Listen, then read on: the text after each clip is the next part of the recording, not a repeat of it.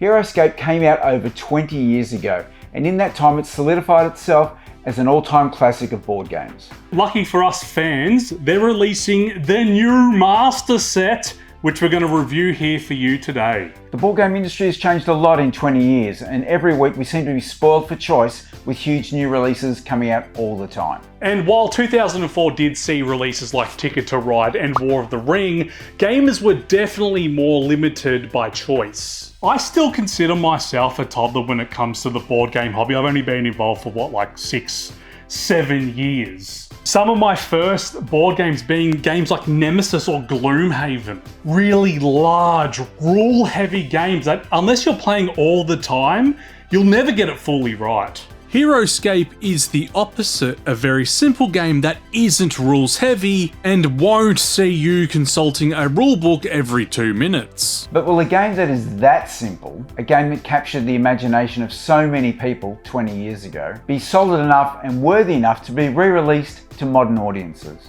At its core, Heroscape is a turn-based war game that heavily focuses on terrain and map position, as well as how well you draft your army. Unlike Warhammer though, Heroscape doesn't require you to take out a mortgage on your house just to get your foot in the door. That'll be $10,000, thanks. No real reason to buy every unit or expansion if you don't wish to. And the old version is fully compatible with the new release. Which essentially means that you can mix and match every unit that has been released or ever will be. Let's go set up a game so we can show you all how it works. So we're doing scenario 5, which is Ghosts of the Past. It's a master game. Yes, right? A master game, because I've only played 2 games so far, so I'm already a master.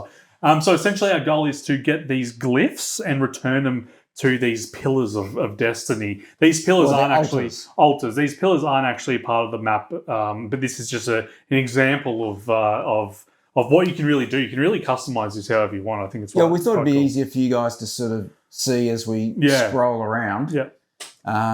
If we do that, Yeah. So our goal is to return one to each altar. Each of one glyph each to one. And if we don't do that within 7 rounds, we're both dead. We both die. And while we're doing that, ghosts will be attacking us as well. At the end of the round, ghosts are going to come and try and strip some flesh off us or something. It's going to be pretty stressful. It's going to be a stressful game. We went from a very basic kill each other game to let's get attacked by ghosts that we can't see. Yeah. Look, we are also using the dice from the original set because they're separate. Just so it's easier for you to see when we're rolling defense and attack. Yep, I agree with that. So, yeah. That's good. And also, again, like I said before, we are playing with new and old. So I've gone with the Exiles of the Sundered Sea. Grimnak is my big champion guy. And the Krav Maga Agents as my 300-point army. I'm just a little under 300 points by 5 points, but... Not a big deal. So you've given me a 5. Yeah, but when he loses later, he'll say it was because of those 5 points. So I've got Loviatak, the Kyrie warrior. Ooh. So she's got flying. She gives sort of an aura to my guys that are within 4 line of sight, which will help them basically attack before they would roll defense dice. So it's pretty heavy stuff. It's pretty heavy. I've got Frostclaw Paladins. Who doesn't love these polar bears that run around the map smashing stuff?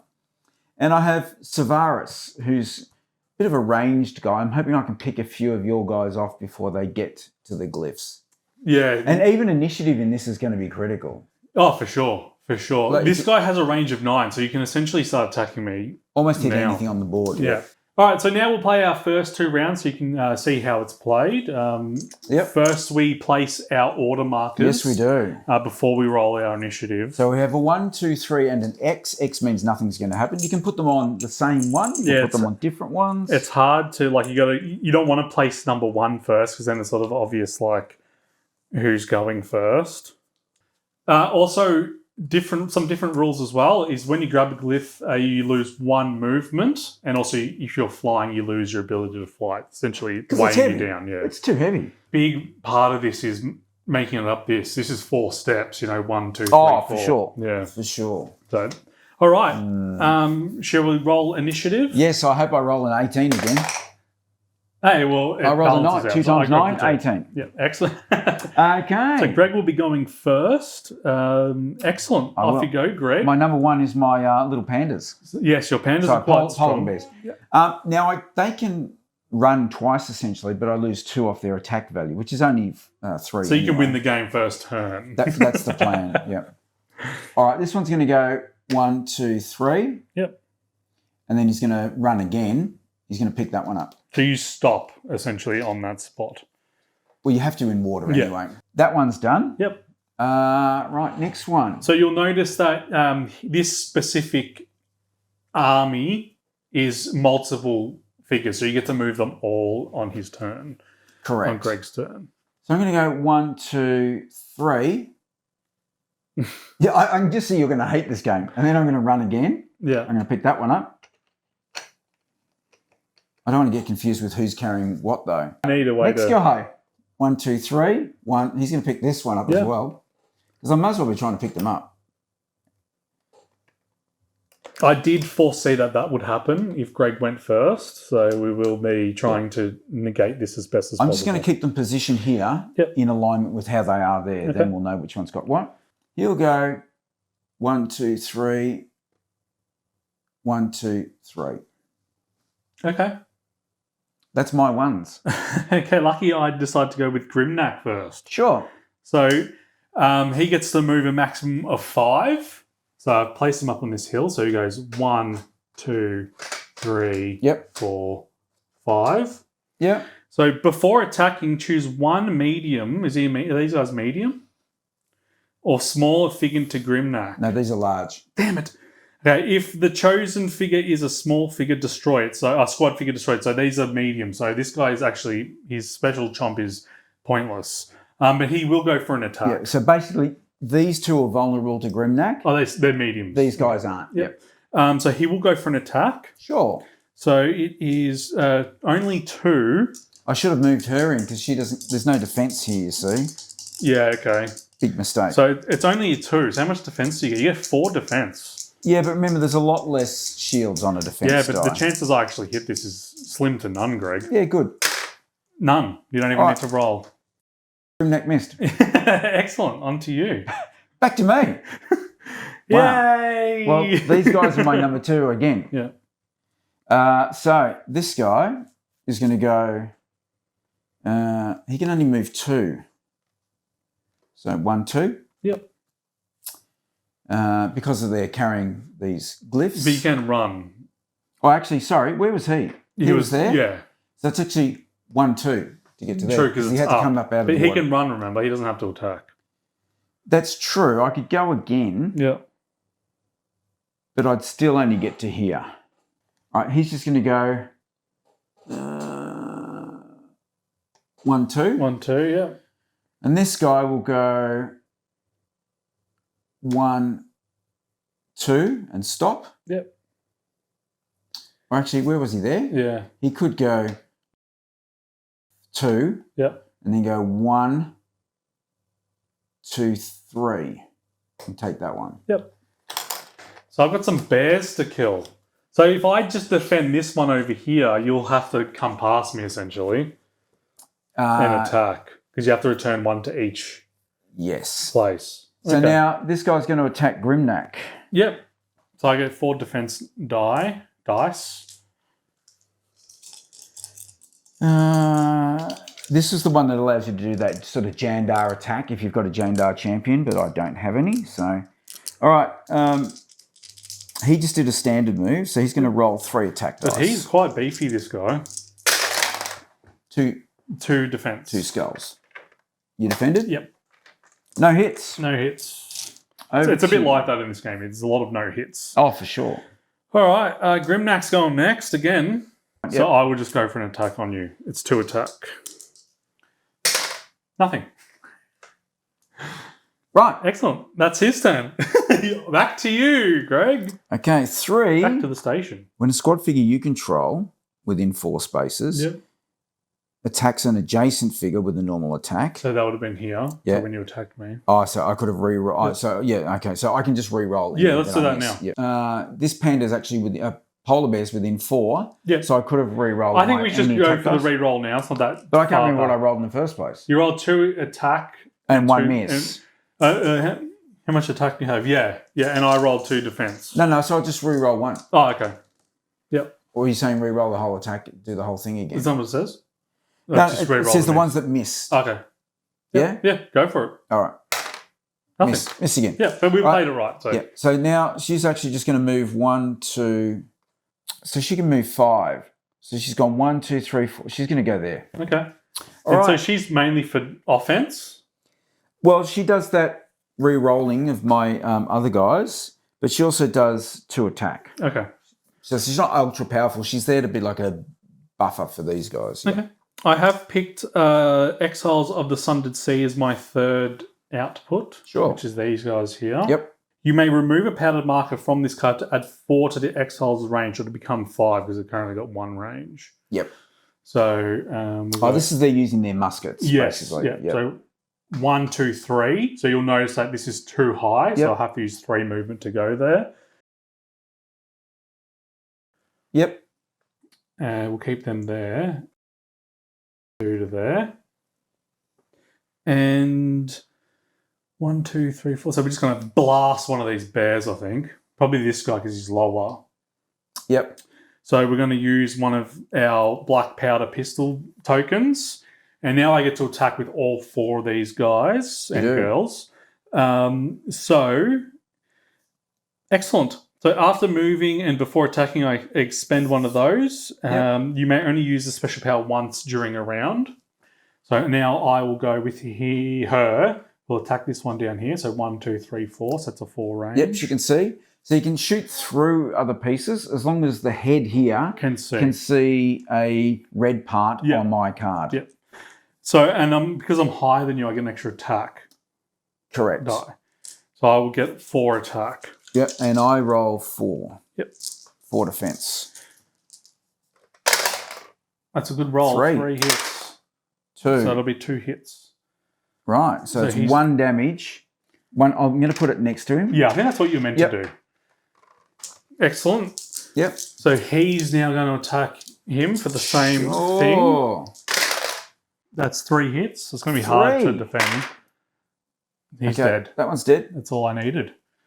And so now the glyph drops. Yep. So this person is going to now shoot this person, and we are higher again, so we do get 4 dice. So another 3. So even though I've grabbed them, I'm not going anywhere far. That was 3 hits. There you go. So he's dead. He's dead. See, I haven't even... That was obviously a bad idea. 1, 2, 3, 4, 5.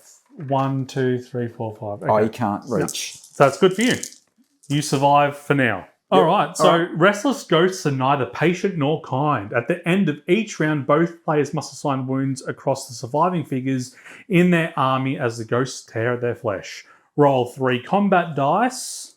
Both players assign wounds across their surviving figures equal to the number of skulls in the result. I think we just roll 3. Yep. Correct. So you roll 3, right? All right. So I've rolled them. So you've got to assign 2. 2. I'm putting 1 on each of my big characters. I'm going to put 2 on Grimnack because he's not as useful as I thought he would be. Yep. Fair enough. Cool. Right, now we're going to replace our order markers. Yep. And go again. All right, so you just watched us play it, so now we're going to go over some of our thoughts about the game. And let us know in the comments where you sit on this game and what your thoughts are. So this game is quite approachable.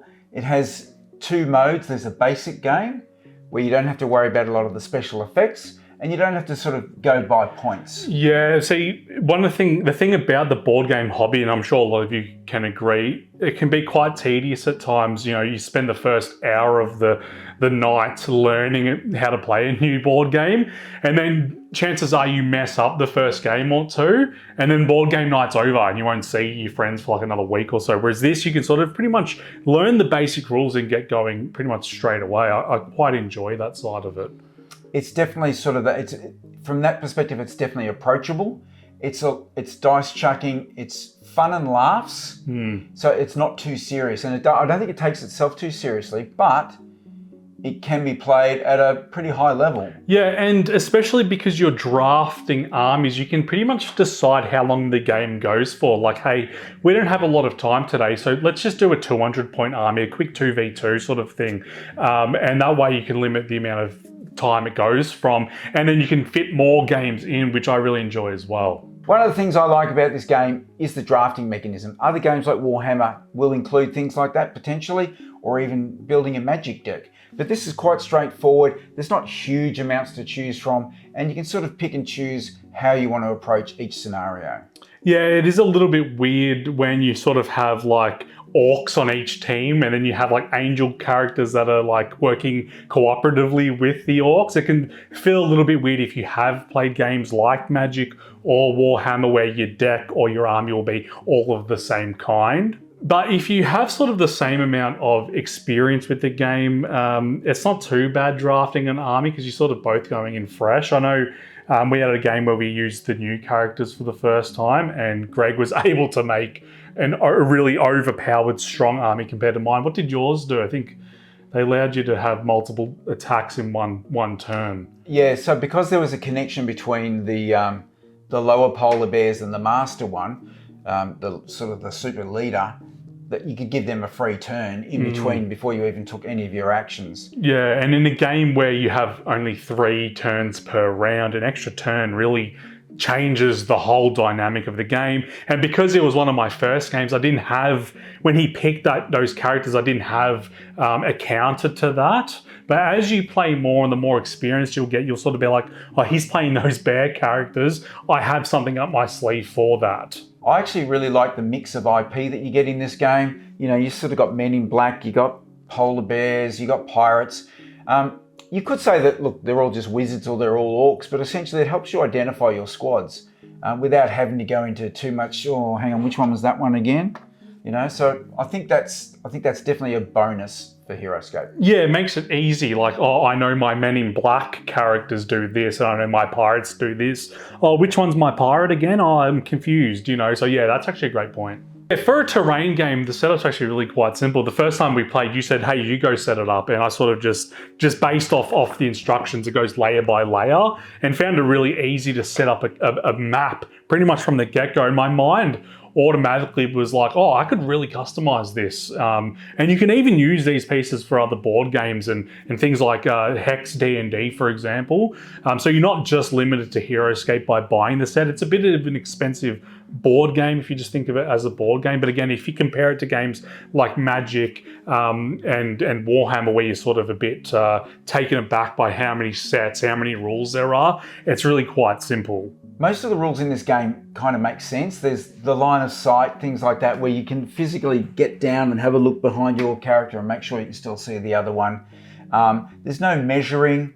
It's, you know, when you climb up the side, you count the sides of the hexes as well as the one you're moving on to.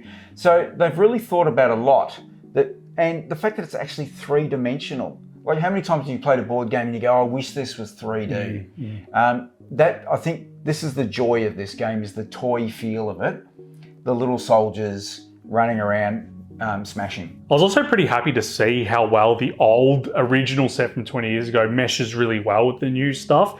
But that could turn a few people off because they do struggle to balance. So you do have to go onto the Heroscape website essentially and just see, hey, this Grimnack guy isn't worth 120 points anymore. He's only worth 100 points. So if you really do plan to dive in all the way, you're going to have to keep track of that sort of thing. Otherwise, you could potentially be playing a very unfair game according to the website after they've updated the points. Oh, for sure. I mean, look, but that's better to evolve the game based on a lot more feedback. And you got to remember, when this came out 20 years ago, people weren't thinking as much along those lines. Now you've got tens of thousands of people that can pick up a game and go, this bit's not quite balanced. And at least the people at Heroscape or Renegade Studios are going, okay, yeah, maybe we do need to tweak that for tournament play. So at least they've given it some structure that it probably didn't have before. Yeah, you mentioned tournament play as well, but this really scales you can go from tournament all the way down to I'm never going to do tournament, but I'm going to create my own heroes. You know what I mean? I'm going to create my own characters, bring in minis from other board games, and yeah, it's you don't see much like this with this open. It sort of reminds me of D&D to some degree, whereas with Warhammer you can't as easily be like, hey, I'm going to make my own army unique. Definitely not. No, exactly. And you definitely can't do that with Magic the Gathering. So yeah, this is definitely very unique in that sense as well. Yeah, and actually the pieces are quite durable as well. They are. They're sort of, although I think the new ones are of a harder plastic. Yeah, this very quite rubbery. Yeah, almost. quite rubbery. Yeah. And we did find that the newer tiles, they do feel a bit lighter than the old ones. Funnily enough, I actually went and weighed them. They weigh exactly the same. Okay, so... And yet, I was the one that said, they feel flimsier and lighter. I'm not sure what it is. Well, you just don't know because it could be the paint that's heavier on the new ones. You know what I mean? But they do feel slightly different. But it's, again, you can mix and match completely, and they haven't cheaped out on the new stuff. No, you can definitely tell a lot of love went into it. Yeah, sure. There's less dice now because the dice is just all in a singular one, the hits and the defense. I quite like having a lot of dice. I wish they sort of stayed with having a lot. But again, they will save on that aspect of it, but you've got more stuff now like the terrain set and... So at the moment there's just the one terrain set which has I think 9 trees in it or something, bushes, and then there's one battle box, but there will be more to come. The old set had lava tiles and all sorts of stuff. Yeah. The walls have sort of gone missing from like the ruins which I had in my set. They now have these sort of structural pieces like that which you can use to block areas. They can actually sort of, link together. Yeah, and just to look cool as well.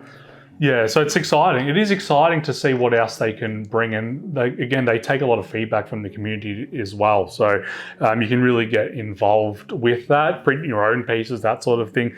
I've seen big castles and big hills, people go nuts over this game. So it will be really interesting to see if it does translate well into a modern game. I think it will, again, because it's simple enough. But do you think it'll be too simple for people, or do you think it'll do well? I would say generally a lot of families will pick this up for Christmas. Yeah.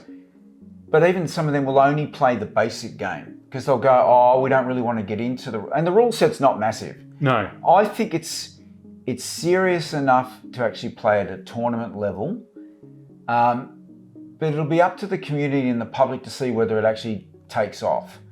If you look at the Renegade Studios or the Heroscape website right now, there's not many places running tournaments, but it's still fairly fresh. So it could be one of these things that just dies in the arse.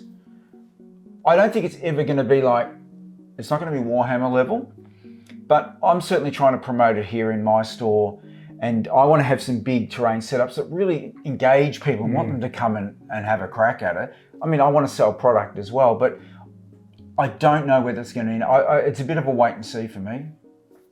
Yeah, and I sit here often, and I'm sure we've had this discussion before, should Tabletop Nights get into Warhammer and stuff like this? But then we sit back and we go, man, it's a big world out there. We will never catch up. You will never be as good as the experts. Getting people down to the store just to play Warhammer is a big task. Whereas this, again, you could come to the store, you've never played it before, and then you can go away thinking, hey, wait a second, I might actually just even buy a character box. So I have my own character box. I don't need the base set. And that way, when I go to my friend's house or to the store, I can bring my own army. So it is much more accessible. But yeah, it's just a wait and see to see if it will take off. I hope it will. I think it's very unique. There's nothing in my collection quite like it, to be honest. So yeah, I guess we'll wait and see. Thank you very much for watching our review on Heroscape. If you have any opinions of what you think the game is, please let us know in the comments. We'd be thrilled to hear what you think of it. Yeah, good game. I quite enjoyed it. Yeah. If you want to see stacks of gameplay, please let us know. Yeah, absolutely. Give us a thumbs up and maybe like and subscribe. Look, we've got a massive back catalogue of videos there. Yeah, we have a lot of stuff coming in the pipeline. And we're going to be working more, if you are a regular of this channel, more on these type of reviews as opposed to just pumping out playthroughs. But yeah, so let us know if you like this new format better than what we used to do as well. All right, perfect. Thanks. See ya. See ya.